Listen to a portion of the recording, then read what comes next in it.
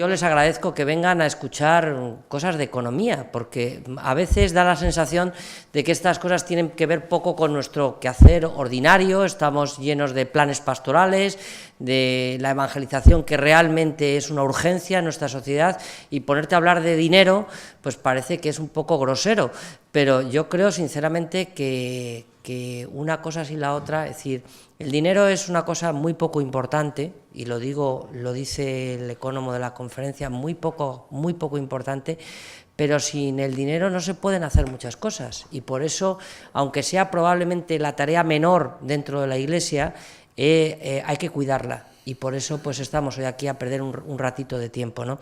La charla que se me solicitó pues tiene que ver con el nuevo escenario social y sus repercusiones en el sostenimiento económico de la Iglesia, y lo que llamaríamos la corresponsabilidad y la transparencia. ¿De qué les voy a hablar yo? Pues básicamente de 4 cosas. De cómo entiendo yo que es el escenario social en el que ahora mismo nos estamos moviendo y qué características tiene, qué es el autosostenimiento, qué es la financiación de la Iglesia, en definitiva, sobre qué pilares se basa. Probablemente les voy a abrir algunos conceptos que a lo mejor no tenía muy claro. Es decir, yo también entiendo que cuando una señora se ofrece a limpiar el templo, eso es sostenimiento y es financiación de la Iglesia Católica. No solo estoy hablando del dinero del cestillo, estoy hablando de muchas más cosas que hay que verlas en un contexto integral, ¿no? Y después les voy a hablar de algo que está muy de moda, pero no porque sea modé, sino porque es clave dentro de la Iglesia, que es el concepto de transparencia. Es decir, si nosotros somos transparentes, pues las cosas irán mejor. Si no somos transparentes, pues bueno, pues probablemente pues no podremos avanzar tanto. Yo eso lo veo en mi parroquia, cuando se publican las cuentas todos los meses y se dice exactamente pues cuánto hemos pagado del templo y si somos capaces de pagar al cura, o solo pagamos el desayuno del cura, de la comida y la cena la tiene que pagar la diócesis, pues también es importante comentar esto, ¿no? Y algunas conclusiones finales. Yo espero no aburrirles mucho, les prometo que como muy tarde hay 35-40 habré acabado para que ustedes puedan preguntar lo que quieran, y pase lo que pase habré acabado. Hay un montón de transparencias, pero es igual, cuando sean de 35-40 máximo hemos acabado. ¿Les parece bien? Yo creo que sí, ¿no? Bueno, pues si no se aburren, vamos con lo nuestro. Bien, en primer lugar, ¿en qué escenario nos estamos moviendo? Pues hombre, estas son opiniones personales mías, ustedes podrán estar de acuerdo o no, y luego les diré las que no son personales, ¿no? En primer lugar, yo creo que España no es ya un país de mayoría católico practicante. Somos un país según el CIS, pues cerca del 70 y tantos % de personas se declaran católicos, pero en la práctica la mayoría de personas que son católicos y que se reconocen católicos no son católicos practicantes, ¿no? Los índices de asistencia dominical son bajos, quiero decir, para lo que alguien entiende. Para mí son muy altos, pero quiero decir que cuando nosotros decimos que 8 millones de personas acuden a misa periódicamente, estamos diciendo que 8 millones de personas, según el CIS, afirman ir al menos una vez al mes a misa. Eso es lo que dice el CIS, y bueno, a mí me parecen muchas personas, pero no configura un país de mayoría de católicos practicantes. Esa es una primera reflexión que quería hacerles.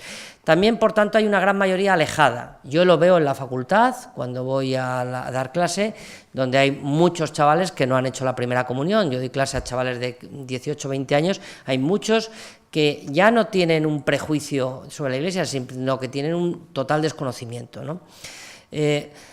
Según los estudios que hacemos, hemos hecho un estudio recientemente en la Oficina de Sostenimiento de la Iglesia, pues de la Conferencia Episcopal, pues la Iglesia es percibida por una inmensa mayoría de personas como una realidad pues un poco anticuada.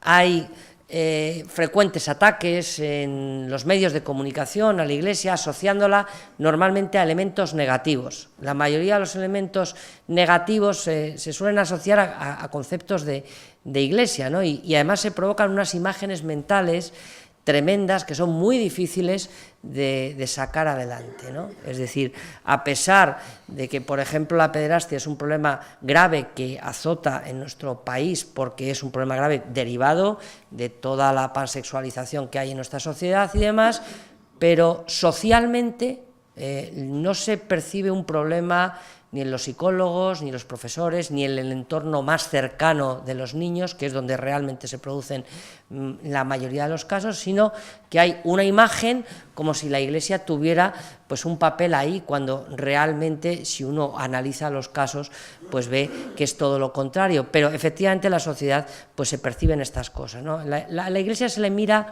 con lupa todo lo que hace, ¿no? Con lo cual pues estamos siempre en el ojo del huracán, ¿no? Yo siempre digo, si nosotros tenemos dinero, muy mal. Si invertimos en el mercado, somos unos especuladores. Si no lo invertimos, estamos derrochando el dinero. Es decir, pase lo que pase, lo hacemos mal, ¿no? Hay mucha gente que nos está mirando permanentemente. También decirles que hay muchos jóvenes que hoy de verdad desconocen lo que es la Iglesia totalmente, porque sus padres no les han educado, por lo que sea, pero hay ya toda una generación de personas que han nacido en los años 80 y que no tienen, si no han ido a un colegio católico religioso y sus padres no se han molestado, y hay muchos que no se han molestado, es que desconocen absolutamente lo que es la Iglesia, lo que sale en los medios de comunicación, ¿no? Por otro lado, es verdad que hay nuevas realidades con muchas personas implicadas, y uno lo ve, y hay comunidades vivas de distintas realidades en la Iglesia, hay muchas parroquias donde florecen realidades, están todas las realidades con toda la religiosidad popular que pueda haber en el contexto de las cofradías y hermandades, donde hay un pozo muy importante de lo que supone la Iglesia, y eso también es, es algo tremendamente positivo, ¿no? Yo creo que hay una preocupación, yo la tengo, en relación con la evolución del número de sacerdotes en España y su edad media. En algunas diócesis, no en esta, en algunas diócesis la situación es tremendamente preocupante, en el sentido de que, bueno, pues que la pastoral pues se va a tener que cubrir a medio plazo con otros recursos. Piensen sobre todo de Madrid para arriba, donde la población no está concentrada, sino que está muy dispersada. Estoy pensando en diócesis con más de 900 y de 1000 parroquias, con parroquias donde viven 15, 20, 30 personas. Hay diócesis donde el número de sacerdotes, el número de parroquias dividido entre el número de sacerdotes da 4 o 5, las de ratio, es decir, de media cada sacerdote tendría que estar empleado en 5 o 6 parroquias. Evidentemente eso no se sostienen dentro del futuro, ¿no? Y por otra parte, pues es claro que el papel de los laicos pues se hace cada vez más relevante en el mundo de la Iglesia, siempre respetando los carismas propios y las funciones de cada uno de nosotros, pero se hace cada vez más relevante, ¿no? Yo creo que también hay un cierto hostigamiento social y político, cada uno lo vive de una manera, pero es verdad que los gobiernos, hay algunos gobiernos que son especialmente hostiles, y lo estamos viendo, y podría darse el caso de que hubiera una mayor hostilidad en función de donde estemos, ¿no? No voy a poner tampoco muchos ejemplos para no perder el tiempo, ustedes lo conocen muy bien, ¿no? Hay muchas personas que están poniendo en cuestión incluso los acuerdos entre la Santa Sede y el Estado español, y hay que prepararse para situaciones de dificultad en el ámbito político. No vale decir, bueno, esto ya veremos, no, es que esto puede ocurrir mañana, Algunos miran con cierto alivio el hecho de la posibilidad de que no haya terceras elecciones, con independencia de que haya o no haya, o gobierne o no gobierne, lo que es evidente es que estamos en esa situación, ¿no? Que estamos volviendo a momentos en los que hay que pelear por el concepto de libertad religiosa, porque hay muchas personas que no lo reconocen, y hay que pelear porque la Iglesia debe tener su autonomía y tiene que defender sus legítimos derechos, ¿no? Todo esto condiciona todo lo que estamos hablando, y condiciona su labor pastoral, y condiciona la economía y los recursos humanos. Y si nos olvidamos de esto, pues no, hombre, confiemos en la providencia, pero sacudamos todo lo que tengamos que sacudir, porque si no, vamos listos. Bien, en el autosostenimiento, dicho todo esto, cuando nosotros hablamos de la economía, primero, la Iglesia necesita recursos para sus fines propios, y la Iglesia solo tiene, aparte de sostener al clero, tiene 3 cosas que hacer, y ustedes las conocen muy bien, que es, en primer lugar y fundamental, fundamental, el anuncio de esa buena noticia que cambia el corazón del hombre, la que trajo Jesucristo. Cristo ha resucitado y eso cambia y tiene un proyecto de vida aquí, la vida eterna para todo el mundo. Y eso es el gran mensaje que tenemos que lanzar, y para eso necesitamos recursos. La Iglesia anuncia la fe, la Iglesia vive la fe. Para vivir la fe necesitamos templos, necesitamos sacerdotes, necesitamos instalaciones, para poder expresar y vivir esa fe que hemos recibido.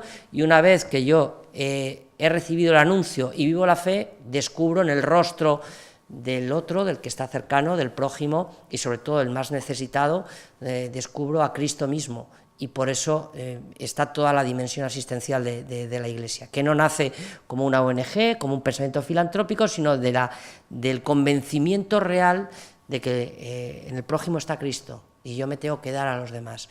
Dicho eso, la economía solo se puede entender desde ahí. Por eso luego los economos nos peleamos que si hay que pagar esto, no hay que pagar esto, que si le recorto no sé qué, que si el IVA, que si no sé qué, que si las retenciones. Pero todo esto tiene que ver con esto. Y si nos olvidamos, y si un economo o ustedes se obligan de que los bienes están afectos a los fines propios de la Iglesia, como dice el canon 1254 del Código o algo así, pues entonces apañaos vamos. La Iglesia se sostiene a través de 3 pilares. Lo que yo llamaría la financiación directa, luego hay una financiación indirecta también muy importante, y también a través de gestionar bien el gasto, porque no solo se trata de ingresar, sino de gastar bien. Veamos básicamente los 3 pilares. En primer lugar, la financiación directa. Miren, la Iglesia tiene básicamente 6 grandes patas de financiación directa, aunque las más importantes a día de hoy en España son las 2 primeras. En primer lugar, la asignación tributaria. Ahora les hablaré un poco en qué situación estamos y cuánto se percibe y cómo se reparte y demás. En segundo lugar, y la más importante, y sobre la yo creo que se va a incidir más a partir de ahora, en las aportaciones directas de los fieles, ya sea por colectas, donativos, suscripciones, herencias, legados y demás. Luego, una larga tradición en la Iglesia a través de los aranceles, estipendios, todo lo que tiene que ver con alguna contraprestación por algún servicio religioso. Y después están la gestión del patrimonio que tengamos, patrimonio inmueble, patrimonio histórico-artístico y también patrimonio financiero. En quinto lugar estarían las actividades económicas que podamos tener, o de un colegio, de alguna hospedería, de una residencia, etcétera.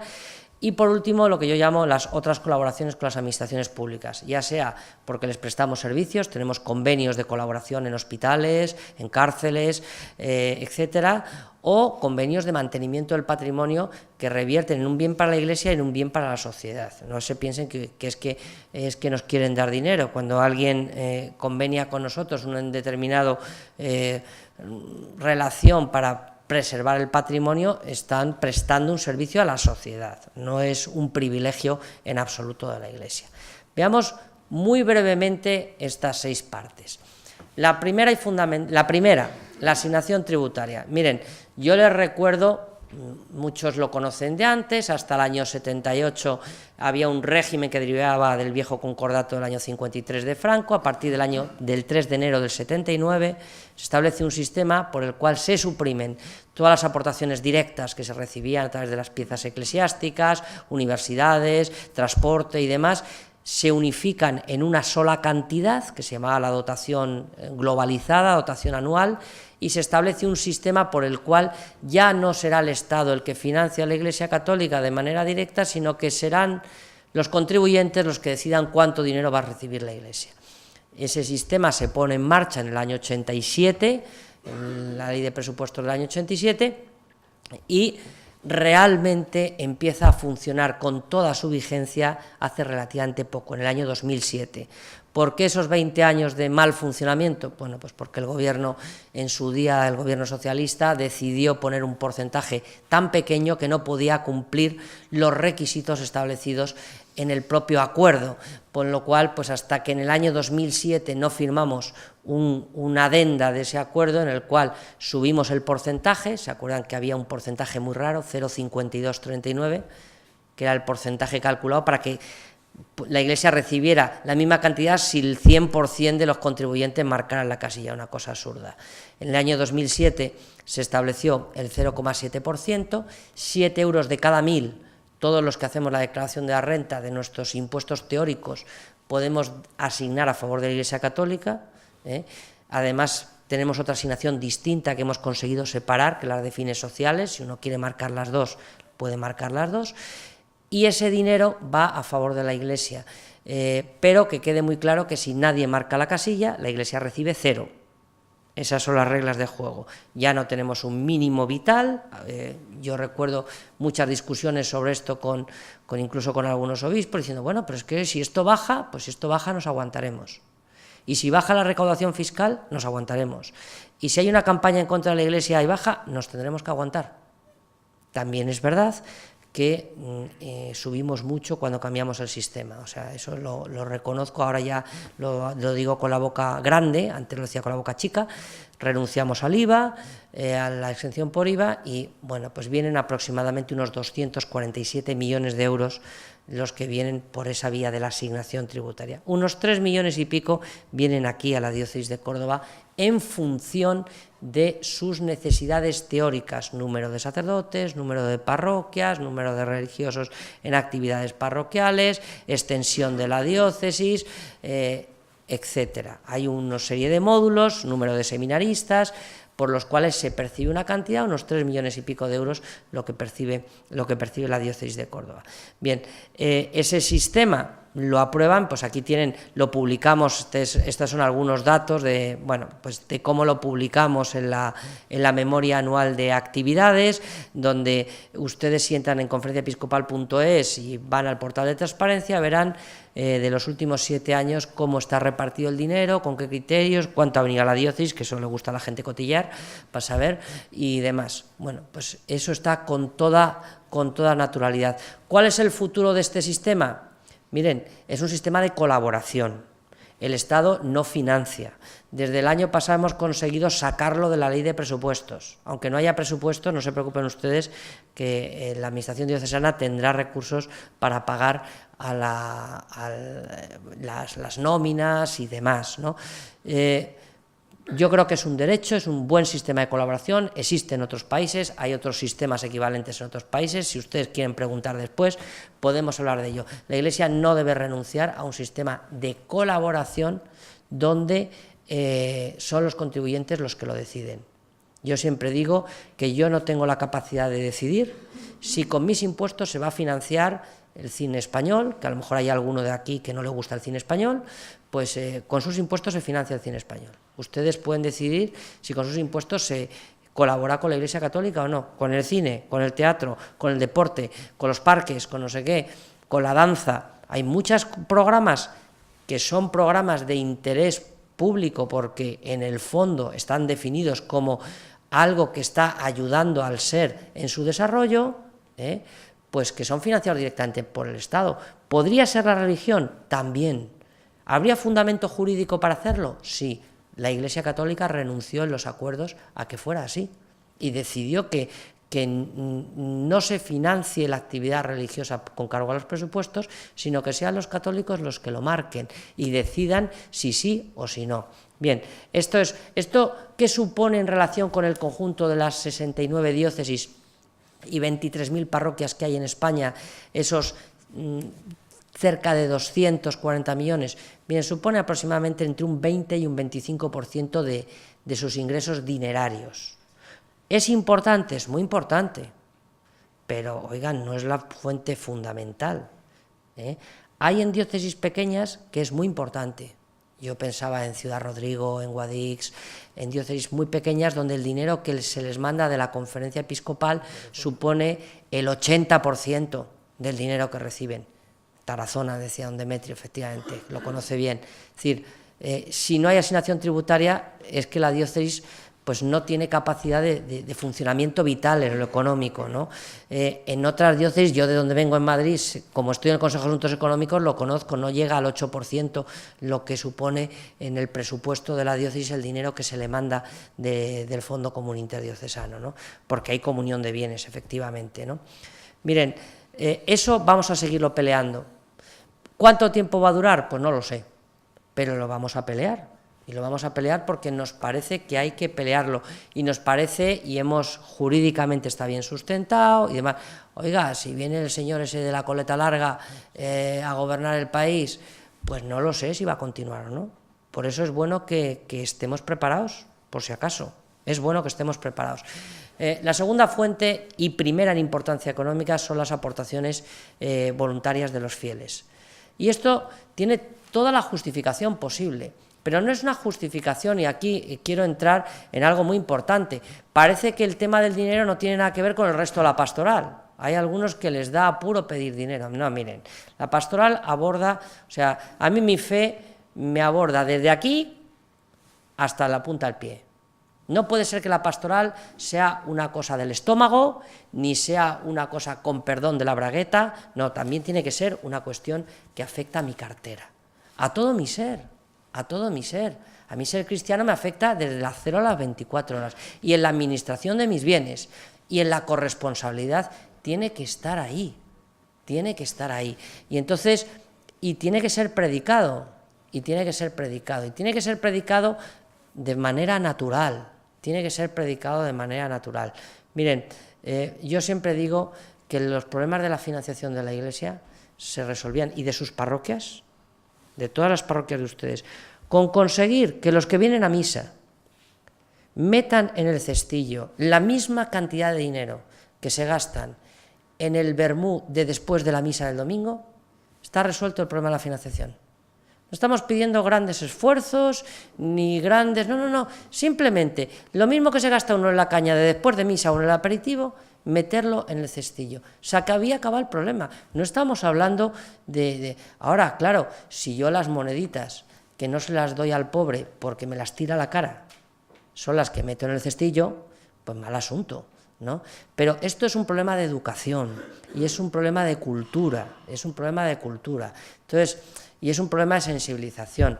Y ahí, pues hay, sobre este tema, como se va a hablar después, yo tampoco voy a insistir mucho, pero tiene mucho que ver, pues, cómo captamos los recursos. Las colectas son importantes, claro que sí, y los donativos puntuales son importantes, claro que sí, pero tenemos que tender, yo sé que esto cuesta, a un compromiso. Yo me comprometo con la Iglesia y voy los domingos a misa, me comprometo con la Iglesia y mis hijos van a catequesis, me comprometo con la Iglesia y también en el bolsillo, en lo que yo pueda, pero no en función de que el cura sea un pesado, no, porque ustedes saben que hay veces que ustedes llevan para el día del Domum, llevan a un misionero a decir una homilía, a predicar, el misionero enternece el corazón y de pronto afloran no monederos sino carteras.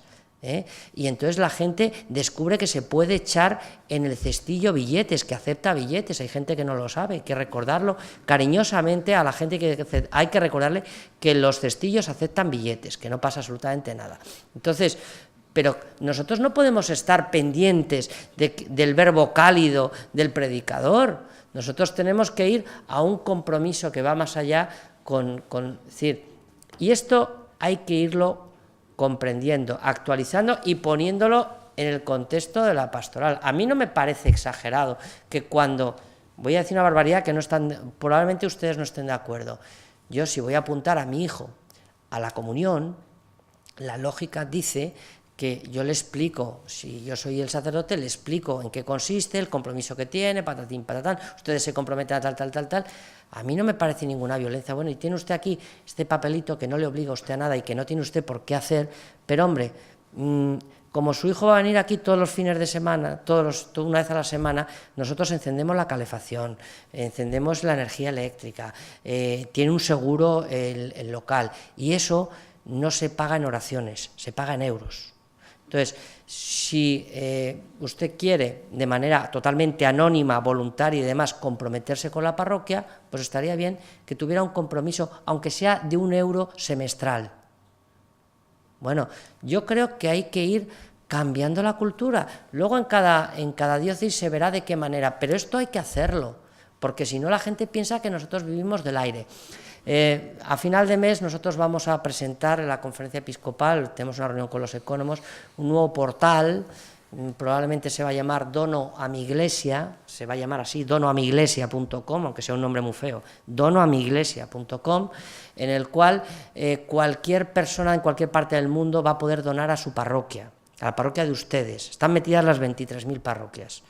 Entonces, una persona se puede donar puntualmente o tener un compromiso mensual o semestral, que es mi compromiso con la Iglesia. Bueno, yo creo que hay que fomentar esto y esto es importante. Y esto no es sacar el dinero, esto forma parte de mi compromiso como católico, ¿no? Luego también hay que trabajar otras cosas, yo sé que cuesta, pero hay que trabajar el tema de las herencias y legados. Oiga, es que hay mucha gente que muere sin herederos directos y ahí están todos los sobrinos, los primos peleándose a matar para que al final el 50% del dinero se lo quede el Estado. Oiga, hay que explicar a la gente, oiga, dese el gusto de hacer lo último en su vida importante, que es de estar a favor de una finalidad propia de la Iglesia. Yo espero que la mayoría de los sacerdotes, no voy a preguntarles, pero lo lógico es que la Iglesia, hombre, si ustedes ahora tienen testamentos en favor de sus sobrinos, a mí me daría vergüenza, pero bueno, yo lo digo aquí con la libertad que me permite, sabe dónde meteo, que yo hablo con mucha libertad a los obispos y aquí también lo digo, pero creo que también hay que decírselo a los laicos. Oiga, pues la última voluntad por estas monjas, por la diócesis, por tal, para que los curas se formen bien y no nos digan estas homilías que son tan peñazos, lo que sea, pero hay que convencer para hacer ese esfuerzo, y además des el gusto que ni un euro va a ir para Montoro, hombre, el 100% va a ir a favor de la Iglesia, hay que contarlo. Hay un régimen especial de las suscripciones, ¿no? Bueno, aquí venía todo esto que les acabo de comentar, la necesidad de sensibilizar a los fieles, hay que emplear la tecnología actual, el SMS, el portal de internet, etcétera. Las suscripciones, hay gente que dice, bueno, pero el dinero ¿para quién es? ¿Para la parroquia o para la diócesis? Yo, sinceramente, cuando alguien me plantea si el dinero es para la parroquia o para la diócesis, digo, esta persona no ha entendido nada de lo que es la financiación de la Iglesia. El dinero va para la Iglesia. Ahora, yo sé que en muchos sitios funciona mucho mejor el que las suscripciones estén en las parroquias. ¿Por qué? Pues porque uno se siente más involucrado con la parroquia, que es donde vive. Hay otras personas que deciden donar a la diócesis. Yo creo que ambos modelos pueden funcionar, ¿no? Las suscripciones conllevan un esfuerzo adicional de transparencia y hay que hacerlas bien. Miren, yo quiero solo recordarles que dar un donativo a favor de la Iglesia a día de hoy, si alguien solo dona a la Iglesia, no tiene la Cruz Roja, no sé qué, no sé cuántos, puede recuperar de sus 150 primeros euros, puede recuperar el 75% del dinero que da. Les pongo un ejemplo. Alguien que dona 12 euros al mes a la parroquia, entrega 144 euros. Si no tiene otra suscripción, Hacienda, si tiene que hacer la declaración de renta, le puede devolver hasta el 75% del dinero que ha donado. Entonces, hoy en día existen grandes ventajas fiscales. Con carácter general se ha subido al 30%. Si el donativo es periódico, es decir, si yo doy siempre 10 o 50 euros al mes a la parroquia, pues en vez de ser el 30 es el 35% lo que me desgravo, y además de los 150 primeros euros me desgravo el 75%. Esto hay que contarlo a la gente, porque esta es una financiación indirecta que está concediendo el Estado. Es un dinero que el Estado no se queda porque entiende que es una forma de colaborar y de ayudar, y esto hay que hacerlo. Esto no se puede hacer en el cestillo. Cuidadín con los certificados que se hacen, cuidadín, que no estemos predicando una cosa y falsificando dinero por otra. Ustedes, en el momento que hacen un certificado de un donativo, están expidiendo dinero. Si ustedes dicen que alguien ha dado un donativo por 100 euros, automáticamente, como mínimo, ese señor se va a poder deducir 30. Si son de los 150 primeros euros, el 75%. Hombre, yo entiendo que ustedes son personas serias, pero detrás del dinero siempre, lamentablemente, pues está lo peor del ser humano. Entonces hay que tener mucho cuidado con esto, y es lógico que Hacienda esté muy preocupado. A mí, el director general de la agencia tributaria, está muy preocupado con este tema. Dice, bueno, es que a ver si ahora se va a convertir esto en una bolsa de dinero negro, las parroquias de España, y los párrocos empiezan a emitir donativos que no existen. Tenemos que tener mucho cuidado, y eso supone que desde la diócesis tiene que haber un control. Pues lógicamente, ¿no? Bueno, sobre los aranceles no les voy a contar nada, porque en cada sitio funciona de una manera, y yo en fin, prefiero no hablar de los aranceles. Gestión del patrimonio. Pues miren, la Iglesia posee bienes, y esos bienes están destinados a los fines propios, pero también, en la medida que sea posible, también si hay una rentabilidad, oiga, ya alguien dijo eso de coger el denario y meterlo bajo tierra y luego sacarlo. Me parece que el que hizo eso no salió bien parado en la parábola. Es decir, nosotros tenemos que darle una adecuada rentabilidad al patrimonio inmueble, con criterios profesionales e imaginativos en el marco de los fines propios de la Iglesia, el patrimonio histórico, con convenios con entidades públicas compatibles con un uso pastoral, y el patrimonio financiero. Hay personas que dicen, es que aquí tenemos unas fundaciones que tienen mucho dinero, me da cosa contarlo. Hay que decirlo. Aquí hay, yo recuerdo una diócesis donde decía, es que se me juntan 1.000 millones de pesetas, ahora ya 6 millones de euros parece menos, antes 1.000 millones de pesetas de unas fundaciones. Esto, a ver cómo lo cuento, contándolo. Tenemos este dinero, de este dinero, de sus rendimientos, van a vivir un montón de actividades. Hay que contarlo. Ocultarlo no puede ser, pues lo tendremos que contar y lo tendremos que gestionar lo mejor posible en el marco de lo que dice el código, de la diligencia del buen padre de familia, con criterios de prudencia y con criterios de transparencia. Bien, podemos tener actividades económicas. Hay básicamente 3 tipos de actividades económicas en la vida de la Iglesia. Esto les interesa menos: las que tienen que ver la actividad con los fines propios de la Iglesia, las que bien tienen que ver de manera indirecta, y aquellas que no tienen mucho que ver, que son compatibles con la vida de la Iglesia, pero de cuyos rendimientos vivimos. Aquí tienen algunos ejemplos. Pues finalidad directa: una casa de espiritualidad, un colegio, un hospital, una residencia de ancianos, son actividades económicas. Una librería diocesana, un medio de comunicación estrictamente religioso, son actividades económicas que tenemos que intentar, primero, que no nos cuesten dinero, y después hacerlo bien, con criterios profesionales. Tengan ustedes en cuenta que la Iglesia, en el momento que se mete en actividades económicas, tiene todos los requisitos que tiene cualquier otro. Es decir, si yo tengo un cementerio, y tengo los mismos requisitos que un cementerio privado, y estoy sometido al mismo régimen impositivo, al IVA y todas esas cosas. No, pero esto es una cosa de la Iglesia. No. Esto es un cementerio. Y si es un cementerio, a día de hoy, salvo las misas, pero un enterramiento está sometido exactamente a la misma legislación que cualquier otro cementerio privado, y por tanto tenemos que tener cuidado con esto, como una librería, un museo, etcétera, ¿no? Hay una financiación indirecta que puede provenir de actividades que tienen más o menos que ver con la Iglesia. Un medio de comunicación generalista, pues no es una actividad directa, pero sí que puede redundar también en la vida de la Iglesia. Y luego hay otras actividades que organizan, a lo mejor, pues conventos de clausura y otras instituciones, lavanderías, hospederías, que sirven pues para sacar algo de dinerillo. También a veces financian a la vida de la Iglesia. Junto con esto está la financiación indirecta. La financiación indirecta también es muy importante, porque son fórmulas que nos ayudan o bien a ahorrar o a captar fondos, ¿no? Ahí tienen algunos. En primer lugar, el régimen fiscal de la Iglesia. No voy a hablar del régimen fiscal de la Iglesia, porque para eso yo creo que venía alguna vez aquí a hablar del régimen fiscal de la Iglesia. Pero miren, el régimen fiscal de la Iglesia deriva, por una parte, de los acuerdos Iglesia-Estado del año 79, pero a día de hoy, en un 95%, deriva de la ley de mecenazgo, la ley 49/2002. La Iglesia, en materia de IBI, en materia de impuesto a actividades económicas, en materia de impuestos sobre sociedades, en materia de los tributos locales, en prácticamente todo, tiene exactamente el mismo régimen fiscal que tienen los musulmanes, los judíos, los protestantes, el mismo régimen fiscal que tiene cualquier fundación de cualquier partido político, que las federaciones deportivas, que las asociaciones de utilidad pública, el mismo régimen fiscal. Por tanto, cuando les digan que la Iglesia tiene privilegios, digan, eso es mentira. Vino un señor que parecía que sabía muchísimo aquí a Córdoba y nos lo dijo. Es decir, es mentira.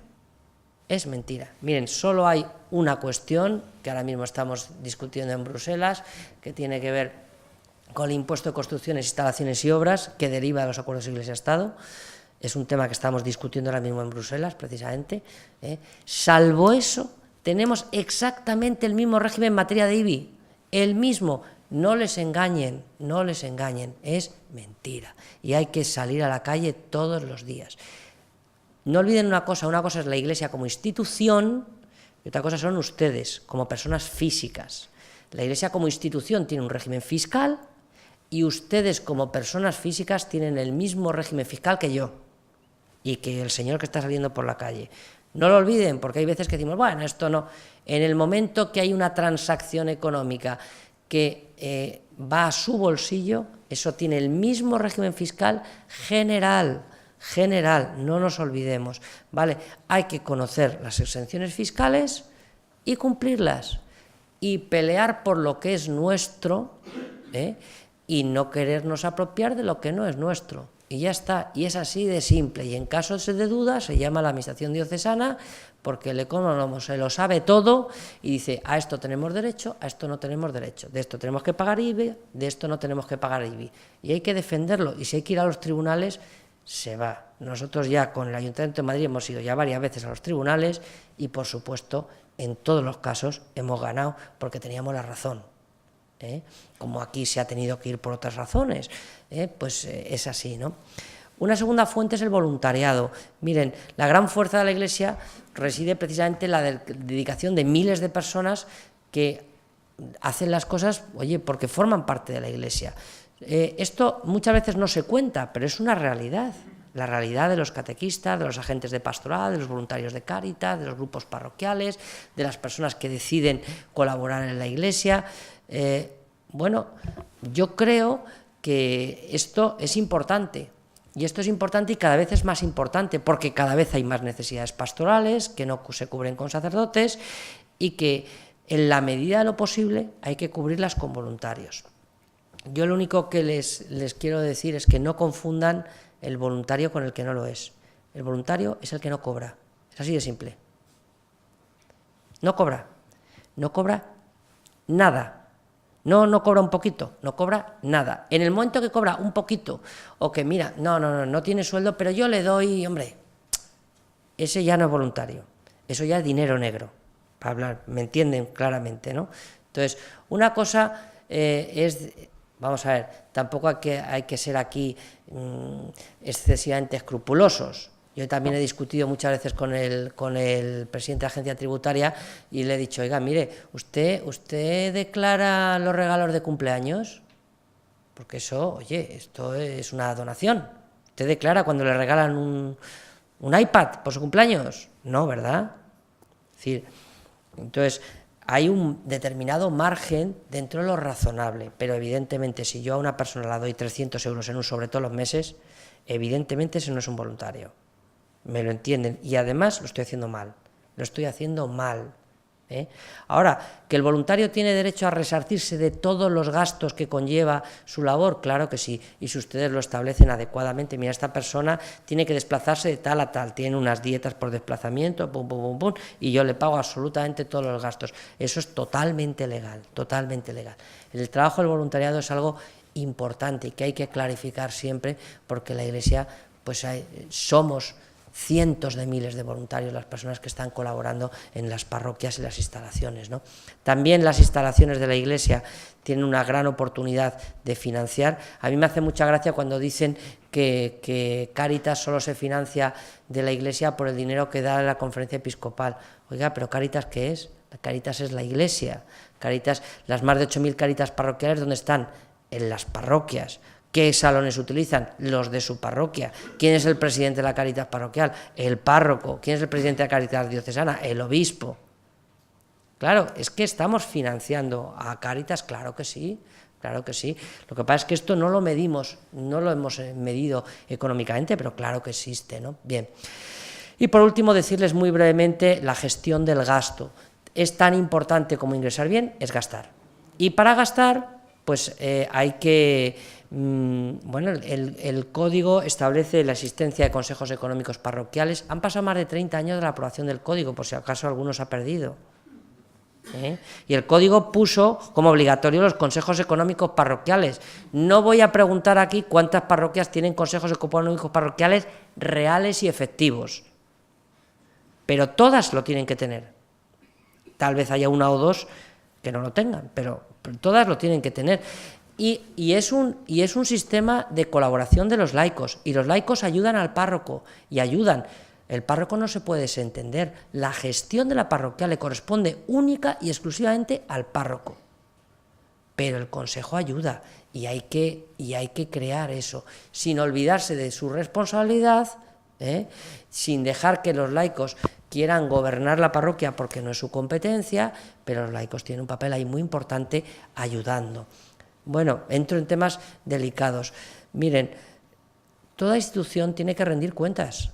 Toda institución tiene que rendir cuentas, tiene obligación de rendir cuentas, pero no porque la diócesis le vaya a quitar el dinerillo que tiene, sino porque es una cuestión normal. Hay que rendir cuentas a la autoridad eclesiástica y hay que rendir cuentas a los fieles, también lo dice el código. Y es la única fórmula real en la cual se ve la corresponsabilidad. Y la contabilidad permite la comunión, es decir, cuando uno tiene una contabilidad real, uno puede detectar dónde hay más necesidades que otras. Y solo es así a través de la contabilidad. A través de la contabilidad y de los presupuestos. También dice el código que anima a que se hagan presupuestos. Los presupuestos nos permiten ver y ordenar prioridades de actuación. ¿Qué es más prioritario, atender a esto o atender a esto? La única forma es haciendo presupuestos. Y por eso yo animaría que en todas las parroquias se hagan presupuestos, que tampoco es tan difícil, donde se oriente un poco, oye, pues qué queremos hacer y con qué contamos. Eso es muy importante, porque así desde el punto de vista diocesano sí que se puede compartir. A ver cómo los apóstoles repartían. Pues conociendo las necesidades, unos ponían a los pies de los apóstoles sus bienes y ellos los repartían conociendo sus necesidades, pero si no hay presupuestos, no conocemos necesidades. Hay que haber manuales de buenas prácticas. Sé que la diócesis se está trabajando sobre cómo invertir bien, sobre cómo hacer bien las obras. Miren, las obras hay que hacerlas con criterios profesionales. No, y es que me ha venido un cuñado que es muy majo, muy buena gente, y nos lo va a hacer muy bien. ¿Dónde está el presupuesto? ¿Lo has comparado con otros 2 o 3? ¿Has verificado esto? Tendrás un disgusto. Miren, yo cuando organicé la JMJ me llevé muchos disgustos con mucha gente. Y hubo incluso hasta algún sacerdote que me dejó de dirigir la palabra. Pero presupuestos, mesa de contratación, criterios profesionales y, por supuesto, había que tener en cuenta quién es el que te presta el servicio. Pero como yo decía, no se preocupe usted, que si usted es muy católico, porque hay mucho profesional, mucho proveedor que va con la estampita de la Macarena o de la Virgen de no sé qué, que se le cae o se le cae el rosario para demostrar qué tal. Si usted es muy católico, ya se encargará usted de hacerme el precio más barato. Ahí es donde... No se preocupe usted, que si usted es muy católico, estoy seguro que usted me lo va a hacer muy bien y además más barato. Qué lástima que a veces ocurra lo contrario. Como yo he podido constatarlo, seguro que aquí no, pero yo desde luego en Madrid lo vi. Entonces, estas cosas hay que cuidarlas, el tema del personal, cuando tengamos personal contratado. Hay algunos que confunden la caridad con la justicia social y con la justicia laboral. Son cosas distintas, eso hay que saberlo, hay que tener... En fin, bueno, todas estas cosas ustedes saben de qué estoy hablando. El último punto que quería abordarles en los 9 minutos que me quedan es el tema de la transparencia. Miren, el tema de la transparencia es una cosa muy importante y supone un cambio de mentalidad. Es decir, tenemos que contar lo que hacemos. Y la transparencia tiene básicamente 5 dimensiones. En primer lugar, cumplir la ley, que hay que cumplirla. En segundo lugar, responder a una demanda social. La sociedad quiere transparencia. En tercer lugar, utilizar precisamente la comunicación transparente como una herramienta de captación de recursos. Gracias a que comunicamos bien, la gente da más dinero. Si yo digo, se nos cae la cara de vergüenza, no podemos pagar ni la mitad de la nómina del cura, la gente dirá, oye, pues habrá que aflojar el bolsillo. Pero si no se sabe dónde está el dinero, ni a dónde va, ni cómo se administra, ni quién lo recibe, ni en qué se gasta, pues es normal que la gente no quiera aportar. La transparencia nos permite dar razón de nuestra fe y es una oportunidad para evangelizar, claro que sí, no hay que verlo como un criterio al margen de, ¿no? Miren, en cuanto a la legalidad, que sepan que hay que conocer la normativa sobre transparencia, que la diócesis debe tener un portal de transparencia donde informa de al menos de cómo está organizada la diócesis, cuál es, pues quién es el señor obispo, cómo está la curia organizada, a qué se dedica la diócesis, y luego si recibe ayudas o los convenios de patrimonio de tal, tienen que estar ahí, tienen que ser explicados en qué se han afectado, y yo creo que en el corto plazo deberíamos ser capaces de tener en nuestra página web las cuentas anuales, las cuentas de la diócesis y de las parroquias debidamente revisadas y que todo el mundo pueda ver dónde está nuestro dinero y a qué se ha afectado. Y eso es un camino que hay que realizar. Luego hay una gran demanda social, como ya les he dicho, porque las administraciones públicas, los miembros de la Iglesia, los donantes actuales, los futuros, los beneficiarios, toda esta gente quiere saber, y los grupos hostiles también, y hay que explicarle a la gente dónde está. Es que si decimos las cuentas de la catedral, ¿pero y por qué no? ¿Por qué no? No, eso es que es un arcano. ¿Por qué? ¿Por qué? ¿Cuál es el problema? Es decir, han pasado tropecientas mil personas, muy bien, y lo hemos destinado a todas estas cosas. El día que se cuenta, se acabó el problema. El problema es cuando no se cuenta, porque uno se imagina. Y esto hay que tener cuidado con ello, ¿no? Miren, es una importantísima herramienta para captar recursos, porque la comunicación nunca es neutral, y la comunicación o va a nuestro favor o va en contra, ¿no? Entonces nosotros tenemos que ser lo suficientemente listos y astutos como serpientes también, sí, sencillos como palomas, pero astutos como serpientes, para saber comunicar bien las cosas y para saber rentabilizar todo lo que hace la Iglesia. Ustedes pueden entrar también, como les he dicho antes, en el portal de la Conferencia Episcopal y verán, gracias a toda la información que ustedes mandan y que mandan desde la diócesis, nosotros hacemos una memoria donde contamos a la sociedad lo que la Iglesia está haciendo en todas sus dimensiones, la dimensión educativa, en la dimensión pastoral, la dimensión catequética, en la dimensión con los mayores, con los presos, con los hospitales, y por supuesto toda la dimensión asistencial. Hay que contarlo, y además tenemos muchas cosas que contar, pero por supuesto les digo, cuanto más transparentes somos, más invitamos a participar, ¿no? Podemos dar razón de nuestra fe, es decir, la Iglesia está haciendo esto, y está haciendo esto por una motivación, Brilla así vuestra luz delante de los hombres, para que vean vuestras buenas obras y glorifiquen a vuestro Padre que está en los cielos. Tenemos que contar lo que supone la Iglesia en nuestra sociedad. Bien, para eso pues hace falta una firme decisión de la autoridad competente. Yo creo que el señor obispo lo tiene muy claro, un enfoque profesional, creo que hay personas en la diócesis que lo están haciendo bien, una evaluación de la situación y el diseño de un plan de transparencia, ¿no? Bueno, sobre la firme decisión de la autoridad competente lo tengo muy claro, por eso, donde Metri lo tiene clarísimo. Sobre el enfoque profesional creo que también se está trabajando aquí bien, y me consta, tiene la diócesis suerte. Esta diócesis es una diócesis pionera en este sentido. Es decir, la oficina de desarrollo que se está implantando aquí en la diócesis probablemente sea una de las 2 o 3 primeras oficinas en toda España, pero en otros sitios, sobre todo en Estados Unidos, donde tienen muy desarrollado todo este tema, pues hay muchas oficinas de esta naturaleza, y yo creo que tienen una suerte enorme en este sentido, ¿no? Bien, hay que evaluar la situación, y para eso están ustedes, y para eso yo me imagino que luego les hablarán de todo el programa que tienen que hacer, y a partir de ahí diseñar un plan de transparencia que cumpla todo esto, ¿no? Y trabajando, bueno, pues con expertos y comenzando con cosas sencillas. ¿Qué podemos comunicar de mi parroquia? Pero ustedes se hacen muchas cosas en su parroquia. ¿Cuántas personas pasan por la parroquia para pedir consejo o para no sé, pues para pedir un kilo de arroz, o para ser escuchados, o simplemente para decir que mira que no pueden pagar la hipoteca este mes? Oye, no van a la puerta del partido político, van a la puerta de su parroquia. Esto hay que contarlo, Hay que contar la inmensa labor que la Iglesia está haciendo de educación con los niños, con los jóvenes, con los ancianos. Oiga, ¿cuántas personas estamos visitando para llevarles la comunión? Sí, para llevarles la comunión y para llevarles, oye, el descanso del alma. ¿A cuántas personas se les está ayudando a bien morir? ¿A cuántas familias se están consolando? Oiga, esto es una cosa muy importante. Nosotros lo hacemos por una razón, pero es un beneficio social enorme. Todo esto hay que aprenderlo a contar. Por supuesto que hay miles de dificultades, ¿no? Nos cuesta, ¿esto para qué?